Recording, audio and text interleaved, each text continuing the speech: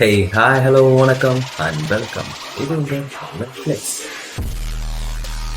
திருதெய்வ வழிபாடு அப்படிங்கிறது தமிழர்களுடைய பண்பாட்டுல ஒரு முக்கியமான ஒரு ரோலா இருந்துட்டு வருது. திருதெய்வ கோயில்கள்ங்கிறது கிராமப்புறங்களையும் கிராமங்கள் சார்ந்த இடங்களையும் தான் அதிகமா காணப்படுது. அப்படி இருக்கப்போ ஒரு சென்டர் ஆஃப் த சிட்டில ஒரு ஃபேமஸான ஒரு கோயில் இருக்கு. என்னதான் சிறுதெய்வ வழிபாட்டுல இது சார்ந்தாலும் இந்த கோயில் ரொம்பவும் ஃபேமஸ் ஆனது. எந்த அளவுக்கு ஃபேமஸ் ஆனது அப்படின்னா இந்தியா மட்டுமல்ல, இந்தியா விட்டு அதர் கண்ட்ரிஸ் மலேசியா, சிங்கப்பூர்லயும் கூட இவருக்கு கோயில்கள் இருக்கதான் செய்யுது. இவ்வளவு ஃபேமஸான அந்த சாமி யார் அப்படின்னு நீங்க பாத்தீங்கன்னா பாண்டி முனீஸ்வரன் தான். மதுரை மேல மடக்கரையில இருக்க பாண்டி முனீஸ்வரன். இந்த பாண்டி முனீஸ்வரனோட வரலாறை பாத்தீங்க அப்படின்னா பலர் பல விதமா சொல்லிட்டு இருக்காங்க. அதுல ஃபர்ஸ்ட் அவங்க சொல்ற கான்ட்ரோவர்சி என்ன அப்படின்னா, பாண்டி முனீஸ்வரங்கிறவர் பாண்டிய நெடுஞ்செழிய மன்னன், அதாவது கண்ணகி தவறா தீர்ப்பு சொல்லி மாண்டு போன நெடுஞ்செழிய பாண்டியன் தான் இந்த இடத்துல பாண்டி முனீஸ்வரனா மறுஜென்மம் எடுத்து அமர்ந்திருக்கதா சொல்லிட்டு இருக்காங்க. இதுல செகண்டா இருக்க கான்ட்ரோவர்சி என்ன அப்படின்னா சமணர். இந்த சமண முனி அப்படின்னு சொல்லப்படுறவங்க அந்த காலத்துல பாண்டிய நாட்டுல பல பேர் இருந்திருக்காங்க. பல தொண்டுகள் இவங்களுக்காக ஆற்றப்பட்டிருக்கு. அப்பேற்பட்ட ஒரு சமண துறவி, சமண முனி தான் இந்த இடத்துல பாண்டி முனியா இருக்கதா பலரால நம்பப்பட்டு இருக்கு. அதுக்கு அவங்க வைக்கிற ஒரு சாலிடான ப்ரூஃப் என்ன அப்படின்னா, மதுரையில மட்டும் இல்லாம பல இடங்கள்ல கண்டெடுக்கப்பட்டுள்ள சமணர்களுடைய சிற்பங்களும் பாண்டி முனீஸ்வரனுடைய சிற்பமும் ஒத்து போகுது. அது எந்த அளவுக்கு ஒத்து போகுதுன்னா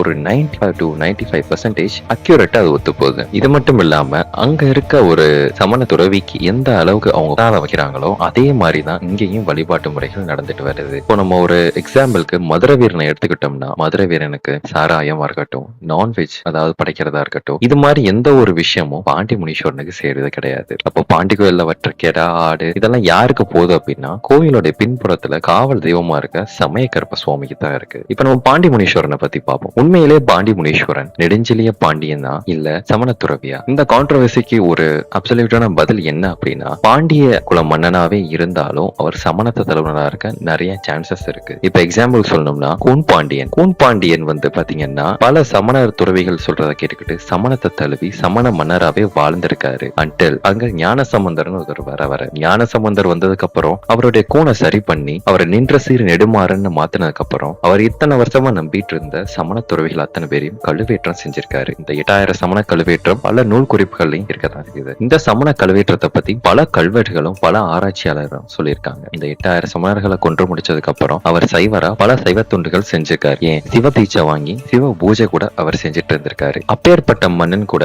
பாண்டி முனீஸ்வரனா மாறிக்கலாம். ஏன்னா சிலப்பதிகாரத்துல சொல்ற கதையில இருந்தா நெடுஞ்செழிய பாண்டியன் பாண்டிய மன்னனை நம்ம சொல்றோம். அந்த நெடுஞ்செழிய பாண்டியன் கண்ணகிக்கு தவறா தீர்ப்பு சொன்ன அடுத்த நொடியே இறந்து போயிடுறாரு. அப்பேற்பட்டவர் அடுத்த மறுஜன்மம் எடுத்ததாகவும் அவருடைய ஹிஸ்டாரிகளும் எந்த ஒரு ரெஃபரன்ஸ் எந்த சிலப்பதிகாரங்களிலும் வேற எந்த நூல்களையும் கிடையாது. ஒருவேளை அது பாண்டிய மன்னனா இருந்தா இது நெடுஞ்செழிய பாண்டியனா இருக்க சான்சஸ் கிடையாது. கோன் பாண்டியன் அதாவது நின்ற சீர் நெடுமாறனா தான் இருக்க வாய்ப்புகள் அதிகம். ஏன் அப்படின்னா அவரு தான் கூன் நிமிர்ந்ததுக்கு அப்புறம் சைவ தீட்சை வாங்கி சிவா நோக்கி தவம் இருக்கிறாரு. இதுல இன்னொரு கான்ட்ரோவர்சிக்கு பதில் என்ன அப்படின்னா, அவரே பாத்தீங்கன்னா கிட்டத்தட்ட ஒரு வாழ்நாள்ல முக்காவாசி நாள் ஒரு 50% வரை சமணரா தான் இருந்திருக்காரு. ஒருவேளை அவர் அப்படி இருந்தப்போ அவருக்கு சிலைகள் வடிவமைக்கப்பட்டிருக்கலாம். ஏன்னா இங்க இருக்க பல மன்னர்களுக்கு சமணர்கள் படி சிற்பங்கள் வடிக்கப்பட்டிருக்கு. சமண சிற்பங்கள் பொதுவாவே பாத்தீங்கன்னா ஒரு பீடத்தில் அமர்ந்த மாதிரியோ இல்ல தாமரையில் அமர்ந்த மாதிரியோ தான் இருக்கும். ஆனா இங்க இருக்க பாண்டி முனீஸ்வரனுடைய சிற்பம் ஒரு ராஜ கம்பீரமான தோற்றத்துல ஒரு பெரிய ஒரு சிம்மாசனத்துல பத்மாசனம் போட்டு அவர் அமர்ந்திருக்காரு. இது மாதிரி மோஸ்ட்லி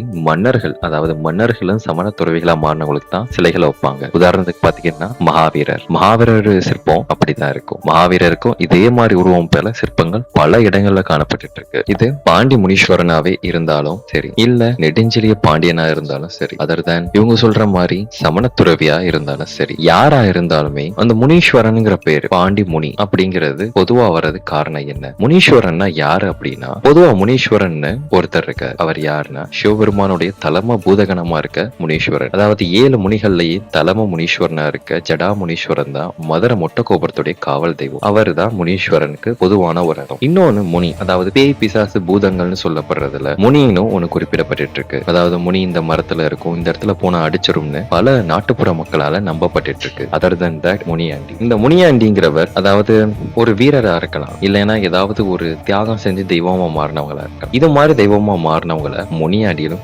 குறிப்பிட்டு கும்பிட்டு இருக்காங்க. இந்த முனியாண்டிகள்லயே பல முனியாண்டிகள் இருக்கதாகவும் அது ஊருக்கு ஏத்த மாதிரி அதோடைய பூஜை முறைகள் மாறுபடணும்னு சொல்றாங்க. அப்புறம் எப்படி இவருக்கு பாண்டி முனீஸ்வரன் அப்படின்னு பேர் வந்துச்சு அப்படின்னா அது மக்களால வைக்கப்பட்ட ஒரு பேர் தான்.